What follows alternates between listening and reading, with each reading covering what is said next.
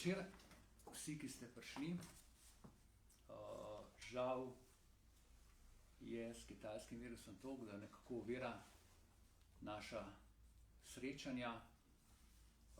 Revija Demokracija organizira nekakšne vse slovenske turneje, na katerem predstavljamo avtorje naših knjig.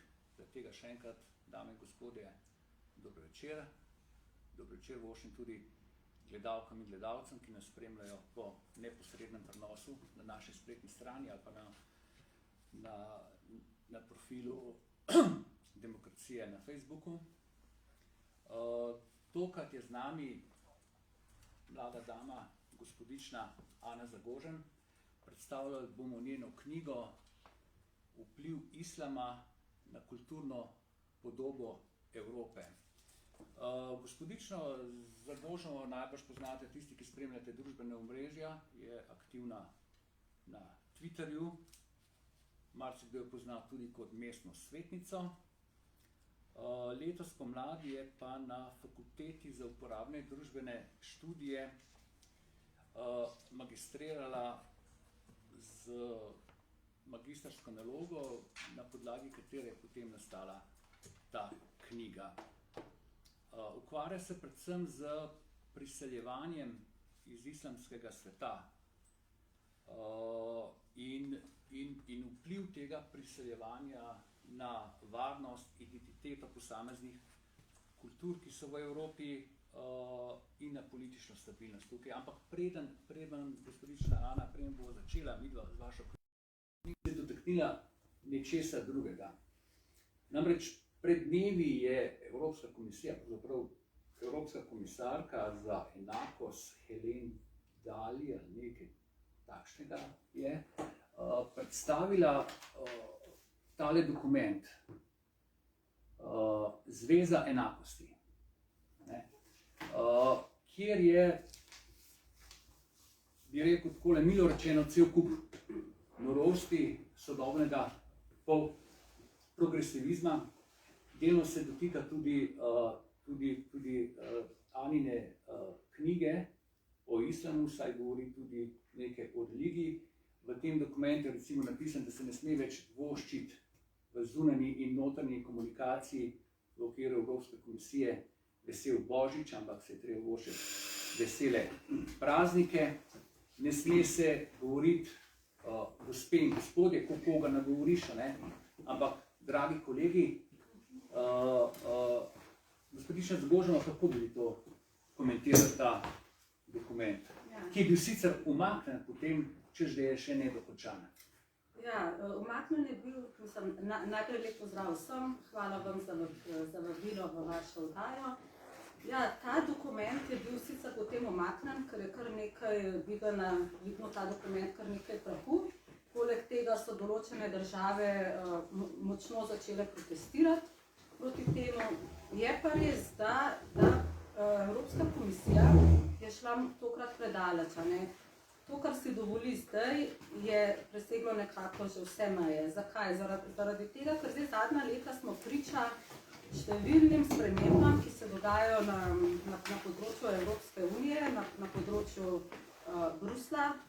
Če pogledamo že to ideologijo spola, istospolnost, želeli so ukiniti spole, vrednote družine so se zabrisale in tako dalje. In to je v bistvu zdaj samo še neka višja točka proti vrednotam, proti evropskim vrednotam. Zato, ker finta je v tem, kar veliko ljudi mogoče še ne razume zelo dobro, je to, da Evropa, ki je zgrajena na krščanskih temeljih oziroma na humanizmu, Evropa ni tukaj problem, a ne samo vera. Problem je v tem, da naša identiteta, naša kultura, naša civilizacija je s tem prizadeta. In te ljudje v Evropski komisiji s predsednico na čelu, oni niso bili od nas direktno niti voljeni. Mi smo šli na evropske volitve, zato ker smo želeli predstavnike, da se zavzemajo za naše vrednote, in oni niso niti izvoljeni. Se pravi, so politično nastavljeni in kaj je velik problem, da je nek del te evropske družine nek ta globalističen del, če lahko temu tako rečemo, sedaj uničuje tisto pravo Evropo, za katero so se borili ustanovni očetje, ki bi mogla temeljiti na solidarnosti, enakopravnosti, skupnemu razvoju, neki trajnostni politiki in tako dalje. Tako da jaz mislim, da je to, da se ne sme izreči več beseda Božič, da je to direktna žalitev za nas Evropejce, še posebno za krščanske ljudi, da se mogoče da ne priporočajo več, da se govori ime Marija, nekaj vemo, da je eno izmed glavnih krščanskih imen, se mi tudi zdi zelo velika žalitev za vse Evropejce in katoličane. Ta Evropska komisarka za enakost sicer pravi, da so to sprejeli zaradi tega, ker sta temeljni evropski vrednoti enakopravnost in nediskriminacija. Kaj so pravzaprav tiste, po vašem mnenju, temeljne evropske vrednote, ki Evropo delajo Evropo, ki je obstala toliko časa, kolikor je, kjer je zrasla najmogočnejša in najveličastnejša civilizacija, ki jo prepoznamo kot zahodno civilizacijo, lahko pa rečemo kot evropska civilizacija. Kje so tiste, na čem je zrasla? Ja, zdaj, naša civilizacija, evropska civilizacija je v bistvu zahodno-krščanska civilizacija. Zrasla je na vrednotah.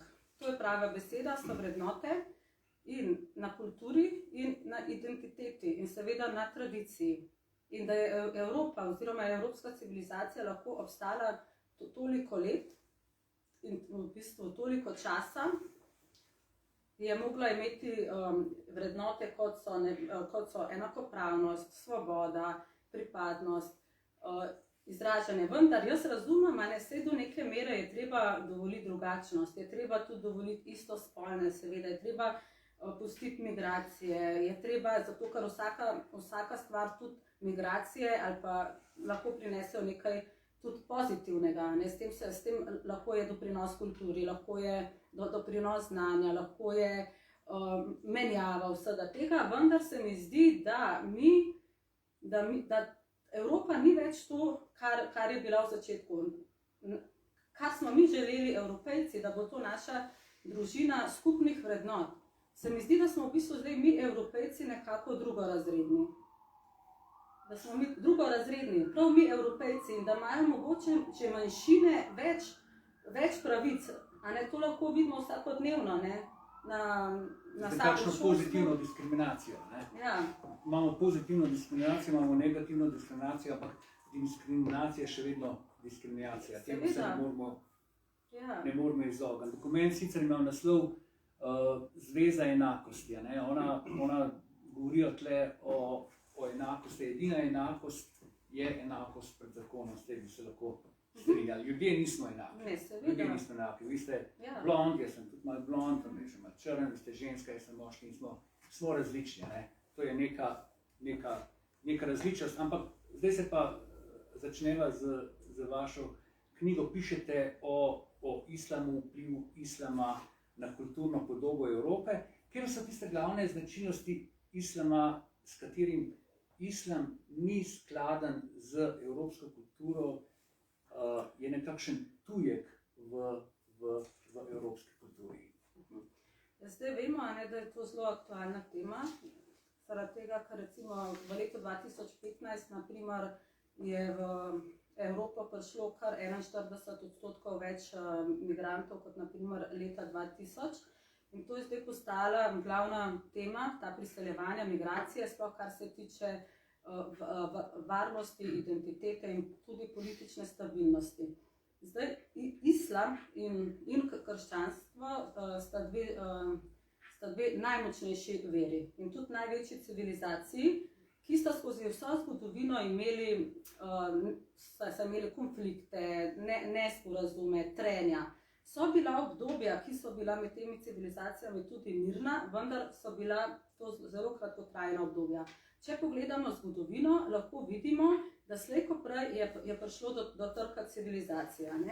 Ker recimo glavna razlika se mi zdi v islamu, pa mogoče bom rekla zahodnemu svetu, ki je, ne moramo reči, da je to 100% krščanski svet, a vendarle zahodni, je to, da islam temelji na Koranu, ne? Se pravi, pri nas pa Sveto pismo. Ne? In pri islamu je tako, da je cela njihova kultura, če že pogledamo naprimer pravni red, ne? V zahodni civilizaciji je naprimer cerkev in vera sta strogo ločeni. Ne? Pri islamu je pa že najbolj glavna stvar je ta, da je religija enako politika, politika in tudi z državo in z dušo je podobno. Ne? Lahko rečemo, da Koran določa in družbeno in politično življenje. Recimo po šariji, po šarijatu, ki je njihov zakonik, je nesporno, da bi se vera in politika ločevali. Se pravi, če si ti politični prestopnik, si avtomatsko tudi verski prestopnik. To je zelo pomembna stvar pri njih. To je zelo pomembna, da je politika je enako država. Ne? In tudi, naprimer, zahodna kultura se je od vere povsem umaknila in oni so pa ostali na tradicionalnosti, na svojih vrednotah. In v bistvu islam Zahodu najbolj zameri to, da mi nimamo vere. Ne? Oni bi lažje sprejeli krščanstvo, ampak najbolj zamerijo zahodnemu svetu ta ateizem. In to je glavno. In tudi vemo, da ta njihova zakonodaja, če lahko temu sploh tako rečemo, je povsem v neskladju z evropsko. Potem lahko tudi pogledamo, da njihova vera se zelo izraža tudi odraža v javnem življenju, v oblačilih, v vsakodnevnem življenju. Medtem, ko ta naša krščanska, se pa v Evropi je zelo v zatišju. No, vse tukaj se vidi tudi pri deklaraciji o temeljnih človekovih pravicah, ki jih je sprejela Skupščina Združenih narodov, mislim, da leta 1947, pustimo, da je v tej deklaraciji noter čuda stvari, ki ne bi sodile in niso temeljne človekove pravice, ampak večina muslimanskih držav te deklaracije ni sprejela. In zaradi tega se 1990 je nastala ta Kairska deklaracija, ki govori o temeljnih človekovih pravicah v islamu. Zdaj pa vseeno zahodna civilizacija in islamske države so vendarle sklepala neka zavežništva, kjer so tiste povezovalne točke, kjer lahko se islam in krščanska civilizacija vendarle povežeta, že ta, niti ne kulturno, ampak sodelujeta. Ja, po eni strani seveda tudi različne kulture med seboj lahko shajajo. Kje bi našel skupni jezik v tej kulturi? V tej kulturi bi lahko našli skupni jezik samo v primeru, da bi se prilagodile. Se pravi, če bi se migranti, ki vstopajo v zahodno krščansko civilizacijo, prilagodili in sprejeli evropski način življenja, potem bi bili mi sprejeli njihovo asimilacijo. V tem primeru bi morda lahko bili skladni, ampak vedno znova se je pokazalo, da je kultura tista, ki je najbolj pomembna tako pri gospodarskem kot pri političnem razvoju neke civilizacije. In kadar so te kulturne razlike prevelike, vedno znova pride do trka. Ljudje človek je pa tak, da mu je identiteta najbolj pomembna in težko zamenja svojo kulturo ali se prilagodi neki novi kulturi.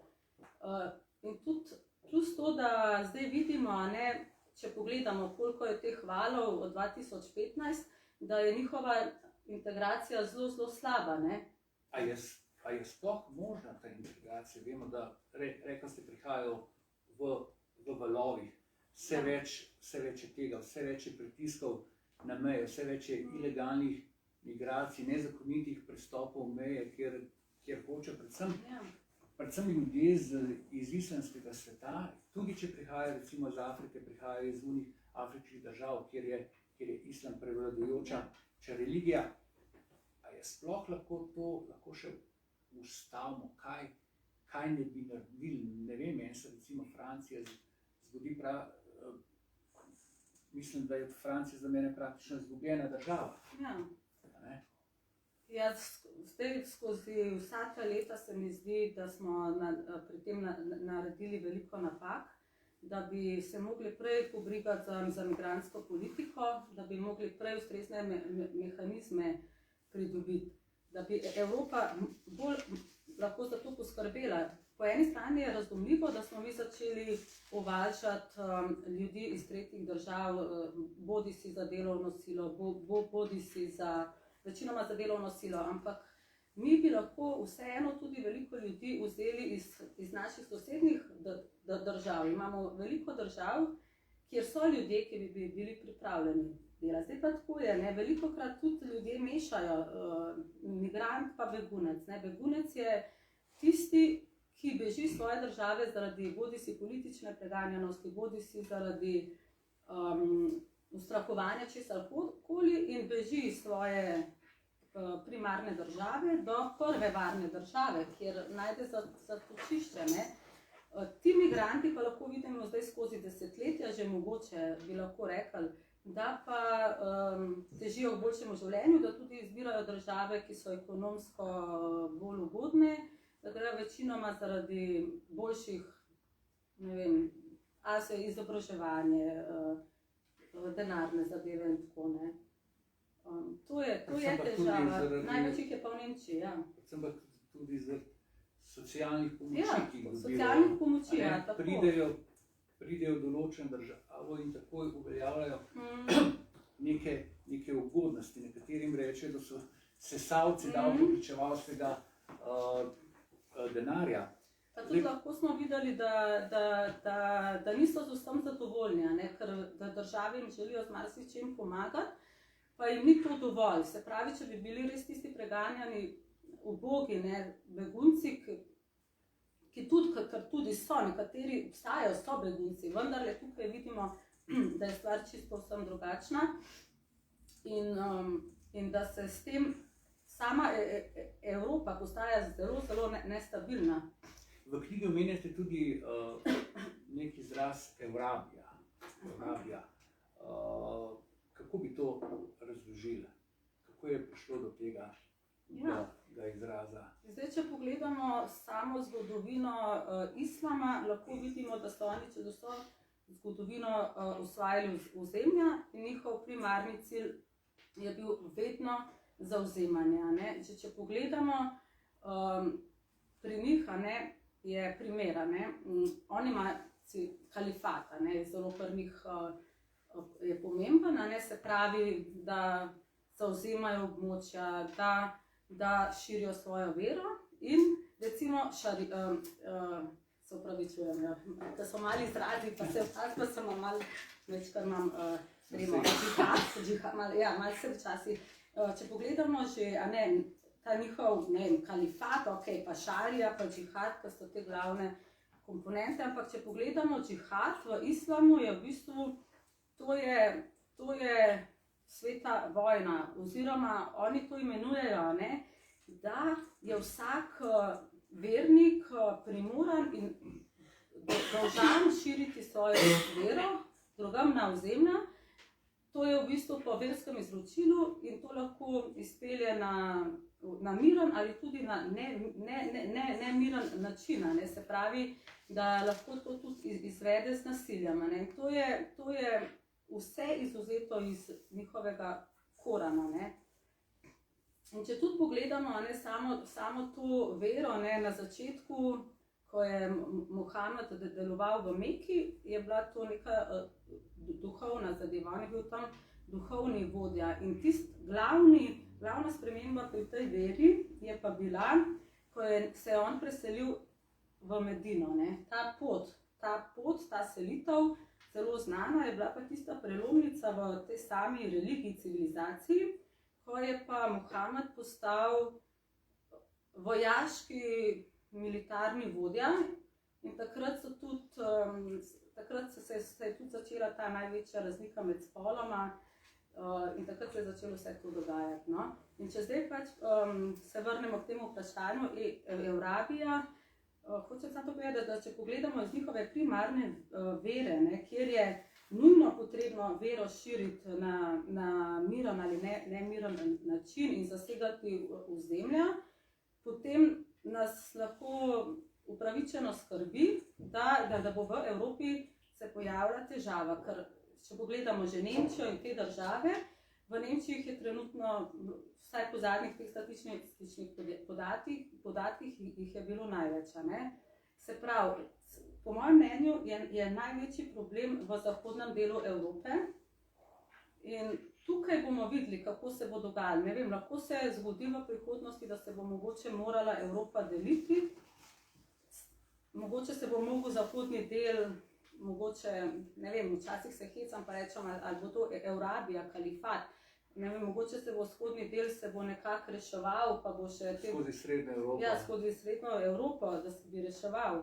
Ampak to je težko zdaj prehitro to vse doreči, ampak kar je najbolj pomembno, se mi zdi, da Evropska unija je po eni strani z vsem tem, če pogledamo, kaj počne zadnja leta, kar se tu tiče tega dokumenta, pa mogoče odstranitev besede Božič, ki je značilna za krščanstvo, se mi zdi, da Evropska unija misli, da bo s tem da bo določen del Evropske unije, no, da ne bom krivična, te mogoče ateisti, liberalni, globalisti, mogoče mislijo, da bo na ta način izkorenili krščanstvo, vendar se pa mogoče niti ne zavedajo, ne, da bojo pa s tem odprli mogoče pa pot, pa temu problemu, da bo pa prišla civilizacija, ki bo lahko pa bolj močna od naše. Ker to sta dve najmočnejši civilizaciji, islam, krščanstvo, ki se skozi vso zgodovino imata trke. In nista kompatibilni. Ne, nista kompatibilni. Do sedaj se je vedno pokazalo, da nista, ker slej ko prej bo šlo za prevlado, kdo je boljši, prevlada moči. Ali bo Zahod si želel po zahodnju, ali pa na drugi strani imamo pa islama, ne? In sta tako močni in obe imate ta močno identiteto, kulturo, tradicijo, da sigurno se ne bosta prilagodili. Prej ste omenjali pač migracije. Migracije so se vedno v zgodovini dogajale. Vsaka družba, ki je bila tudi vsaj v manjši meri multikulturna, ampak ta multikulturnost je bila predvsem eksotika, ne? Eksotika, kot imamo, ne vem, je bila včasih eksotika prodajalna kebaba, z eksotiko. Danes in to tudi vi v knjigi omenjate, je pa bolj nevaren, se mi zdi, ta multikulturalizem, ki pa ni več samo neka eksotika, ampak je nekaj več. Bi lahko ta pojem malo razložili, multikulturalizma? Ja, multikulturalizem je pojem, kjer na enem oziroma enakem ozemlju prebiva več kultur. Čisto preprosto, se pravi, da ali je to v neki državi ali na samem ozemlju, so različne kulture. Ne? Se pravi, vsaka kultura ima pa svoj način življenja, običaje, vrednote, potem način življenja. In do neke mere je lahko to zelo pa pozitivno, zato ker to nas bogati. Tudi če s tem, ko pride v Slovenijo, pridejo nove kulture, pa pride mogoče mehiška hrana. Če se zdaj čisto mogoče na te najbolj preproste stvari uprem, mogoče na restauracijo, je to pridobitev, ali pa imamo indijsko restauracijo, pa imamo kitajsko restauracijo, je to po eni strani bogatitev, ali pa mogoče globalizacija nam je prinesla veliko tega, da smo lahko potovali, da smo lahko šli mogoče v Egipt, pa smo spoznali tam kulturo, pa smo šli v Mehiko, pa smo šli na Japonsko, pa smo spoznali kulture. Ampak multikulturalizem je dober samo do tiste meje, kjer se vsi prilagodimo. Če pogledamo naprimer Evropsko unijo. Ne? Na začetku Evropske unije, ko smo se veselili, da bomo šli v to skupno družino, da bomo prevzeli eno valuto, evro, da bomo lahko potovali, prečkali meje, da nam bo v bistvu, da nam bo vse lažje kot prej. Ampak smo pa sedaj, se mi zdi, prišli do te točke, ko pa smo stopili čez mejo. Ko pa smo stopili čez to mejo multikulturalizma, da je premočen, da se preveč mešamo, da se mogoče posledično bi se lahko naše primarne vrednote, naša kultura bi se preveč zabrisala. No, sej ravno to neka nacionalna država vendar mora imeti neke skupne vrednote. Zdaj pa, če neka druga kultura vdre noter in hoče biti enakopravna tej prebivajoči nacionalni kulturi, je pa zelo nevarno to, ne? In to ravno prinaša multikulturalizem. Ja, tako, to prinaša, sigurno prinaša. V čem, prej ste sicer že omenila, ne, da sta v zahodni kulturi religija in politika ločeni, v islamu pa ne. Kako se zdaj kaže vpliv islamske kulture, ki hoče spremeniti neko zahodne vrednote s tem vplivom na politiko in na religijo? Ja, recimo v sklopu islamske kulture, tudi v Evropi, deluje kar nekaj organizacij, ki se trudijo, da bi uveljavljali svoj način življenja in svojo kulturo v Evropi. IOS je ena izmed te, naprimer organizacija islamske skupnosti. To je organizacija, ki zajema naprimer še zdaj 57 držav članic po vsej Evropi in oni preko šolskega sistema, preko pritiskov na vlade z lobiranjem želijo v vsakodnevnem načinu življenja uveljavljati svoj način, svojo kulturo oziroma islam. Če lahko sem bolj direktna, naprimer že v šolskem sistemu, preko otrok, potem oni vedno štartajo na univerze, na fakultete in preko teh posameznikov. Ali pa naprimer je bila tudi par primerov je, da so štartali na določene zapornike, ne, ki so mogoče ranljiva skupina, velikokrat štartajo na ranljive skupine in preko njih potem, ne. Tako da veliko organizacije v Evropi, ki niti za njih ne vemo, ki se niti v medijih o tem ne govori, oni pa počasi preko pritiskov na vlade to uveljavljajo. A je sploh v Evropi kakšna dobra praksa integracije, ki bi uspela med krščanstvom in islamom, ali se islam bolj ali manj koncentrira v večjih mestih in spostavlja geta? Ne, so tudi dobre prakse. Če pogledamo lahko že bivšo Jugoslavijo, da veliko ljudi, naprimer iz Bosne, se je zelo dobro v Evropo integriralo.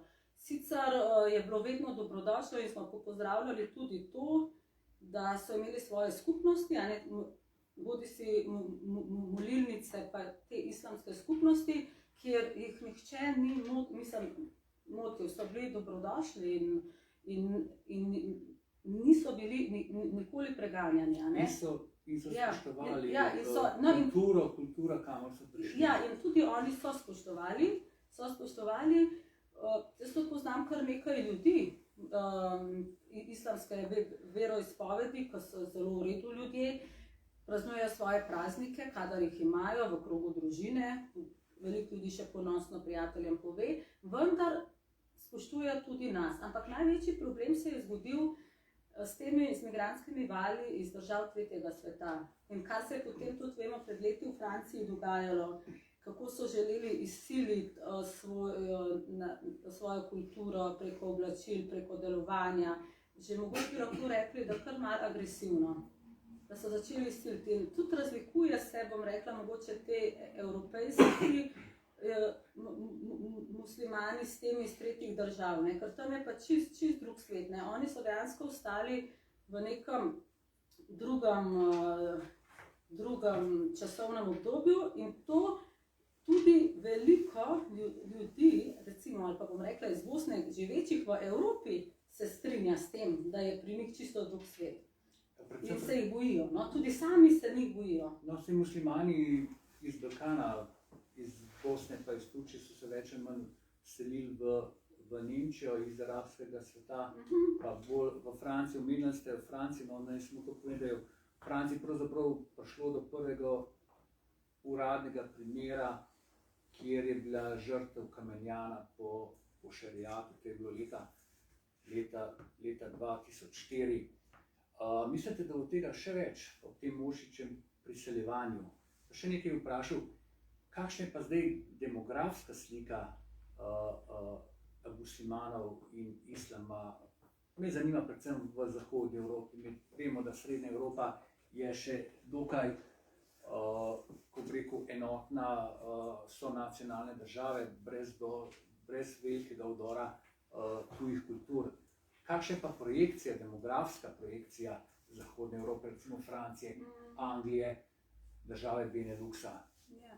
Zdaj, če pogledamo zadnji podatek izpred parih let, je nakazoval, da je bilo v sami Nemčiji kar 5% prebivalstva je bilo islamske veroizpovedi. To je kar ogromno. Potem tudi Anglija in Francija jih imajo veliko, sploh Francija. Tako da tam se to zelo povečuje. Ampak, kakor smo rekli, Srednja Evropa, vzhodna, bi se lahko še reševali. Če vse primer je zdaj s Poljsko, ona zopet rešuje meje, tako kot prej v zgodovini. Ne?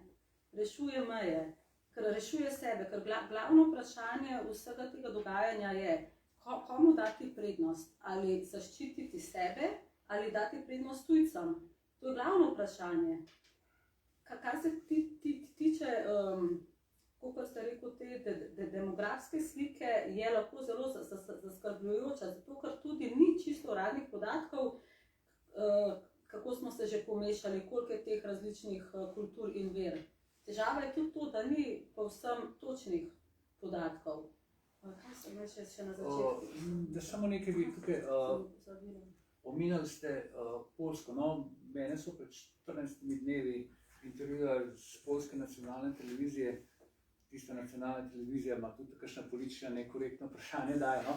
In sem vprašal, ali je možno sodelovanje oziroma povezovanje Srednje Evrope z Zahodnim Balkanom. Ne? Moje mnenje je, sodelovanje na gospodarskem področju mogoče ja, povezovanje pa ne.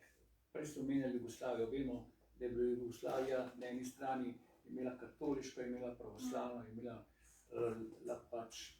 pač tudi islam. Zdaj pa še nekaj vprašam. Zdaj, kako pa vidite islam v Sloveniji? Vemo, da so bila večja preseljevanja iz Bosne v Slovenijo. Kako ga vidite tukaj v prihodnosti? A je moteč tukaj v Sloveniji? Oziroma, a se bo kulturna podoba Slovenije tudi tako spreminjala, kot se je spreminjala v Zahodni Evropi, oziroma kot se spreminja v Zahodni Evropi? Ja, po mojem mnenju, do sedaj niti ni bil moteč, nikakor ne, sploh ne. Vendar se mi pa zdi, da mogoče tudi s tem, kako smo jim zgradili tako velik kompleks, džamijo, se ne bi zaslužili svojega verskega prostora, ampak moramo se zavedati, da je to objekt tudi izobraževanja, usposabljanja, kulture. Kakor vemo, da je pri njih vera je enako politika, ali pa vera je enako politika, je enako vojska. Nas lahko pravičeno skrbi, do katere meje bojo oni šli. Ker pri njih nikoli ne vemo, kje je tista meja, do katere bojo oni šli. In po mojem mnenju smo lahko pravičeno zaskrbljeni tudi v Sloveniji. Mislim, da ne tako zelo, zato ker, če pogledamo, zdaj te ljudje iz Bosne so se kar dobro integrirali, ljudje iz držav tega sveta pa ne. Edino srečo imamo mogoče, da si te migrante iz držav tretjega sveta želijo večinoma v države, kjer imajo ekonomske priložnosti mnogo boljše v Nemčijo in tako, in da bo Slovenija tukaj izvzeta. Ampak vendarle se mi pa zdi problem, ker grejo pa čez naše meje, ne? To se mi zdi zelo velik problem. Ker mi imamo težave na mejah, a ne? In velikokrat to se v medijih sploh se ne poroča. Zanimiv primer je bil letos poleti, koliko prebežnikov, migrantov gre čez te zahodne meje pri nas, a ne? Vsaj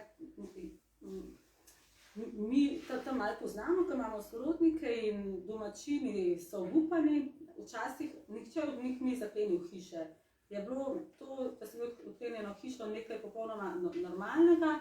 Danes so vsi zaskrbljeni, pravijo, poročajo, pričajo domačini, da se sežigajo in kradejo avti, izginjajo kolesa, hrana, če slučajno pozabiš zakleniti vrata, in potem s tem je prišlo tudi več kriminala in kraj in strahu, mogoče tudi za posilstva. Pa če še lahko to omenim, no zdaj sem se spomnila, ker imam kar nekaj prijateljev na Švedskem.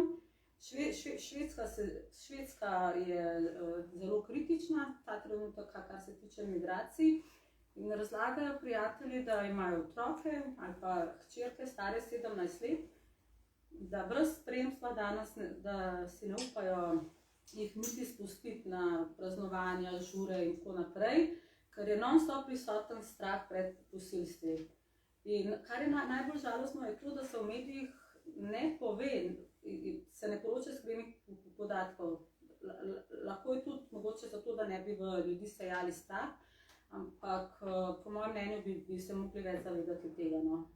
Kar je zanimivo, ne? Švedska je bila še, ne vem, 15-20 let nazaj ena najbolj varnih držav na svetu, danes je pa uspela praktično na prvem mestu po številu posilstev oziroma spolnem nadlegovanju žensk, čeprav Švedi imajo malo bolj ohlapno to definicijo. Tam, če bi vas jaz povabil na kavo v dvigalu, bi to že spolni napad. Se vas že štejo za to.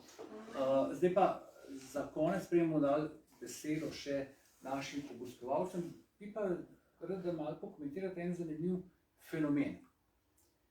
Levičarji progresivni so našli recimo skupni jezik z islamom. A vemo, da so progresivni tudi za pravice žensk in gori in doli, medtem ko islam, kakšen je njihov odnos do žensk, pa tudi vemo, kako so našli, a da se uniči ta krščanska kultura skupaj. Po mojem mnenju je njihov edini skupni imenovalec uničiti krščansko kulturo in s tem posledično desnico. To je edini skupni imenovalec, vendar ne vem, a mogoče ljudje na levi strani pozabljajo, da ta vera, islam kot tak, niti pod razno ne sprejema istospolnih, ne sprejema gejovstva, ne sprejema LGBT-ja, ne sprejema feminizma, še najmanj.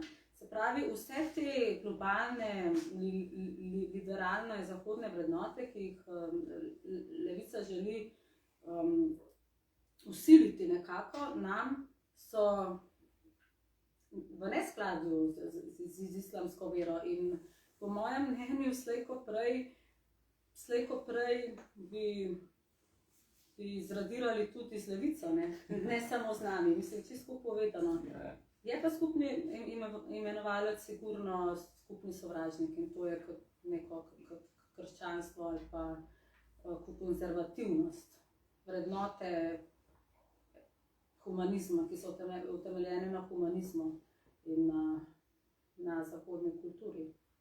Zdaj pa naše obiskovalce vprašamo, kdo slučajno kakšno vprašanje za gospodično Ano o tej knjigi, bodisi o islamu. Moram reči, da ta knjiga bo ali pa je že bila označena za politično nekorektno, ampak sama vsebina je zelo korektna. Gospodična Zagožnova ni za dejstva, ni za številke in na koncu pusti bralcu možnost, da se sam ustvari vtis, kaj islam je, ali je to nevarnost za zahodno civilizacijo ali ni.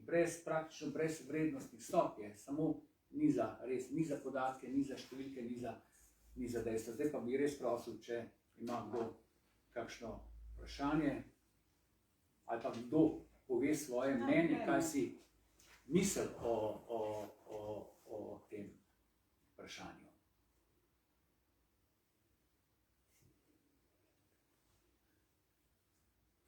Izvolite.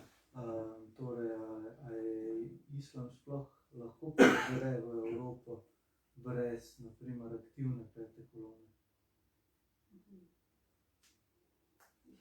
To je zelo dobro vprašanje. Se mi zdi, da bo to predvsem pokazal čas. V prihodnosti bomo videli, kako se bo vse to odvijalo. Ne? Lahko, da se bomo zelo razdelili tudi na dve civilizaciji. Upamo, da ne. Ena taka peta kolona je tale dokument. Ja. In peto kolono je Evropa in danes Bruselj pač že odigrala, že 50 let nazaj. Po tisti naftni vojni v začetku 70 let je bila sprejeta, ker so bile evropske države potisnjene v kot, se niso naslonile na Združene države, ampak so se naslonile na arabske države, je bila izsiljena Strasbourška resolucija, ki je pomenila, da je Evropa, takratna Evropska gospodarska skupnost, zahodne države, predvsem Francija in Nemčija, so odprla vrate islamski kulturi v Evropo, so prišle v izobraževalne ustanove, so prišle v šolstvo, so prišle v kulturo. Na koncu je bilo 1991 je parlamentarna skupščina Sveta Evrope sprejela kajarsko, pač nek dokument, prispevek islama k evropski kulturi. Bil je samo en norveški parlamentar, če se prav spomnim, Hallgrim Berg, ki se je temu uprl. Je rekel, če se Evropa odpre, naj se odpre še evropski svet za krščansko kulturo in so mu vzeli besedo. In to se veš čas dogaja, ta deloma peta kolona. Zdaj, ali bo kdo to ustavil? Ja, zdaj tu sem pozabila omeč, ne vem, koliko ljudje, verjetno ni vsak toliko pozoren na to. Če pogledamo že samo način oblačenja pa modo, verjetno to vsak ne spremlja, ampak jaz malo spremljam to iz nekega hobija umetnosti, kako so te glavne modne hiše začele na spletu oglaševati že pokrivala, te burke, nikabe in tako. Če pogledamo že Zaro, na spletni strani Zare, Zara je zelo globalistična znamka, ki jo vsi mladostniki večinoma uporabljamo, ker je tudi cenovno zelo dostopna. Če pogledamo na njihovo spletno stran, oni so že z lanskim letom začeli z modo, ki zelo spominja na islam. Vse je bilo v zelenem, pa ta orientalski pridih in so tudi kritiki svetovni so začeli opozarjati na to, da so se začele v Evropi predvsem pojavljati in reklamirati tudi te burke. Se pravi, da na neki nezavedni ravni strokovnjaki, strokovnjaki, ki mogoče so podkovani za širjenje nekih kulturnih dejstev, z nami, z ljudmi tudi malo manipulirajo preko družabnih omrežij, preko medijev in tako naprej. Pa še to smo pozabili tudi povedati, ker so podatki, tudi kaže, v knjigi mogoče malo pišem, koliko se je povečala trgovina z ljudmi, trgovina z belim blagom, s človeškimi organi in to je vse povezano z nezakonitim priseljevanjem.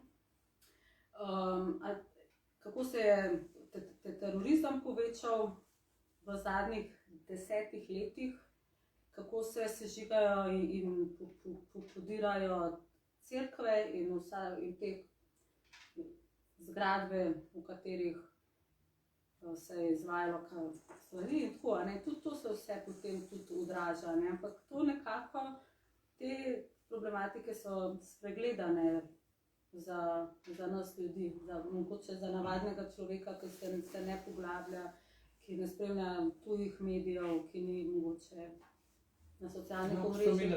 Cerkev, v Franciji dve katoliški cerkvi na dan padeta, ali se zapreta, ali jih požgejo, ali jih prodajo islamu. Mislim, praktično sploh ne more več tako hitro šteti, kot to gre, ne? Ampak v tem medijskim mestri ne poročajo razni lokalni ali pa regionalni mediji, ki so, bi rekel, politično nekorektni. Ne?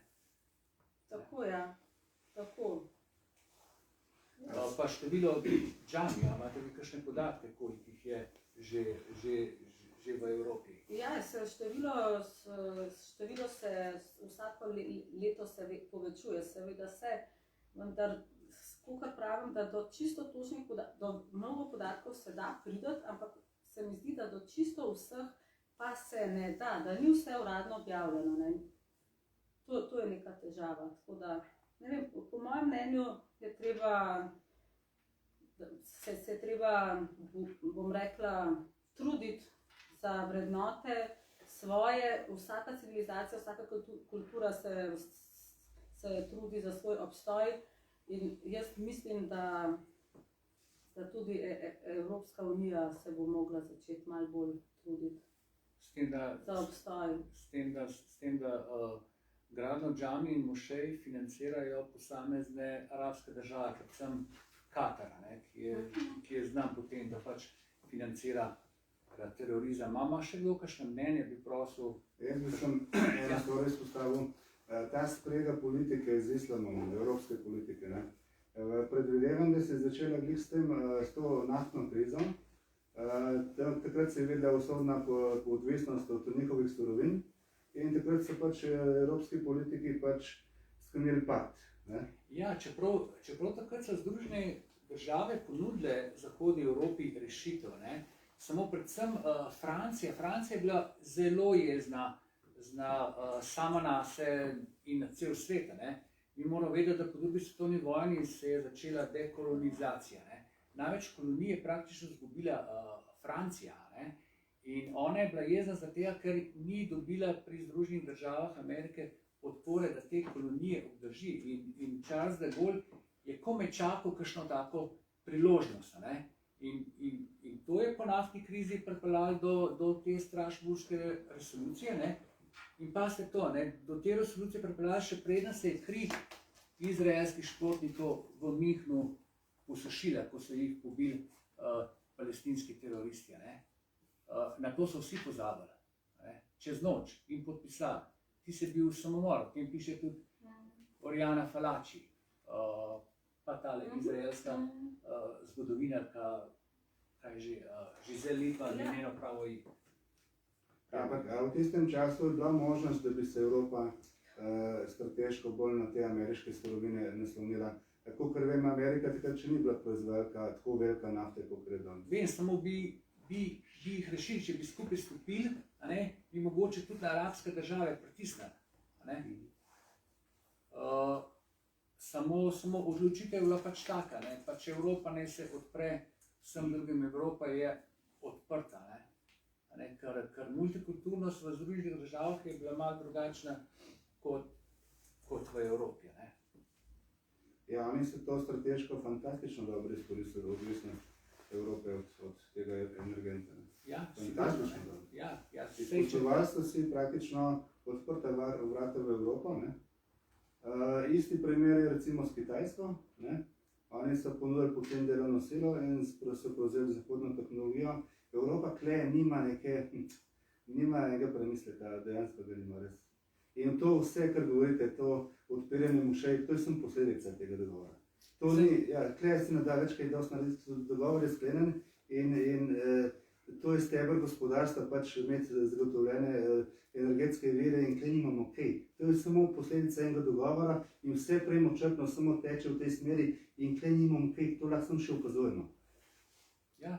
Se strinja, veste kaj, Evropa se je pomehkužila, mislim praktično, se nas medijski mainstream dobesedno bombardira z slikami otrok in žensk pri ilegalnem prehodu meje. Jaz sem bil v Brescah 2015, dvakrat sem delal reportažo, tam se je prav videla. Tista kolona je šla 1000-1500 ljudi, to je bilo grozljivo. spredi so bili pa ženski in otroci, oni so jih dobesedno porivali. In potem medijski mainstream take slike objav, seveda vsi čuteči, empatični, bogi, ne. Zdaj pa bomo, vse se spomnite tistega nesrečnega otroka, ki je bil slikan takole na trebuhu ležu, mislim, da v Grčiji ali Turčiji, Adjan, ali tako mu je bilo že ime, ko so evropski politiki v Bruslju se dobesedno zjokali. Čeprav je bilo kasneje odkrito, da so tega otroka tam iz enih skal, blizu skal, dal na en pesek, da je un fotograf dobil boljši kader. In so zdaj tele mrtvi v Rokavskem prilivu, 27, ki jih je bilo, ki so hoteli prečkati iz Francije v Veliko Britanijo. Tam francoska policija jim je hočela to preprečiti. Samo tisti migranti so zagrozili, da bodo otroke pometali v vodo, če jim bodo skušali preprečiti. Bilo je pa jasno, seveda, Rokavski priliv s tistim čolnom, normalno je, da se bo potopil. Ja, problem je, ker v teh glavnih medijih štartajo na čustva, predvsem žensk. Ženske smo tiste, ki se nam najprej nekdo zasmilja. Ampak realnost je bila pa dejansko drugačna. Tudi jaz sem poznala par ljudi, ki so bili na mejah, dejansko tam v prvi bojni liniji so povedali, da ni kaj preveč žensk in otrok, da so to večinoma zelo usposobljeni taki pravi tisti moški, in tudi, da niso z vsem zadovoljni niti s prehrano in so iz prve roke razlagali dogajanja, ki jih noben v medijih ni povzel. Tako da to je tako. Samo Palestino treba pogledati, kako Hamas raketira Izrael. Izstrelišče postavi na vrh, na streho bolnice ali pa na streho šole. Seveda pa jim pade nazaj, vsi, zdaj so pa bombardirali pač šolo in toliko otrok je mrtvih. To so taktike, ki so jih brusili stoletja, tisočletja. Recimo, če pogledamo tudi cesta nazaj od vsa ta leta, ki smo že pozabili, vsi te, koliko je bilo teh napadov, če pogledamo s tovornjakom v množice, na sejme, božične sejme, smo to že malo pozabili. Tudi to je treba pogledati. Jaz se spomnim, ko sem bila v Veroni pred par leti, da je bilo že vse barikade, da se ne bi moglo kaj takega zgoditi na glavni trg v teh sejmih. Vse to ljudje kar nekako se mi zdi, da pozabimo ali pa pripisujemo odgovornost nečemu drugemu, ki pa seveda ni, ker potem vsi ti podatki, ki so potem odkrili ta kriminal, pa te teroristične napade, so te organizacije ali pa posamezniki v večini primerov sami sprejeli odgovornost za to dejanje, sami z imenom in s priimkom so sprejeli odgovornost. Se pravi, da ni to, če se želimo potolažiti, da ni to tako, kot je, ampak je. Pa tudi vse te organizacije, Islamska država, Al-Kaida, Hamas, Boko Haram, to so še vse delujoče danes. Ampak kot sem, pač o tem se ne govori. O tem govori zelo malo ljudi. Teh incidentov in teh napadov je po Evropi vsak dan toliko veliko. Pri nas spremlja naša zunanja redakcija, Bogdan Slavec pa Andrej Sekulič. Pravite, da je toliko tega, da vsak dan, da ne bi mogel dvojni dnevnik napolniti s temi novicami. Toliko. In zelo malo pride v javnost. Zelo, zelo malo, tudi hujše zadeve. Zdaj, če en tam napade z mečem 3 ljudi, mogoče 2 ubije, to ni več novica. Zdaj novica je samo, če jih je 10, ne vem. Ja, tako ja. Tako da se mi zdi zelo pomembno, da se mogoče o takih stvarih tudi piše, čeprav bi kdo rekel, da je mogoče politično manj korektno ali pa nekorektno, ampak meni se zdi prav, da se take stvari zabeleži, da ostanejo, da se lahko mogoče pogleda tudi drugo mnenje. Medijski mainstream tega ne bo pisal s preprostega razloga, ker je Evropska komisija dala že pred leti navodilo za novinarje in urednike, da se pač o teh stvari ne sme pisati, da se ne sme omenjati narodnost napadalca. Bog ne dej, da bi bil mogoče prosilec za azil ali pa tudi nezakoniti priseljenec. genec, ne, Bog ne deje, ne, da se pač samo omenja, ne vem, človek, niti ne moški, ne, danes ne smeš reči, da smo moški Ja. in ženske, ne, človek smo starši, kar je norost res primere.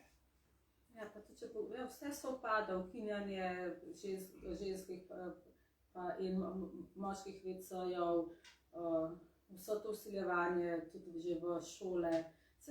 Veliko staršev priča in razlaga o tem, kakšne stvari učijo njihove 7-letne otroke, ampak si ne morejo pomagati, se ne morejo na nikogar obrniti, pa tudi učiteljice rečejo, to je program, to je šolski program. Jaz se bojim, da mi danes tukaj ne izpolnjujemo spolnih kvot. Ja.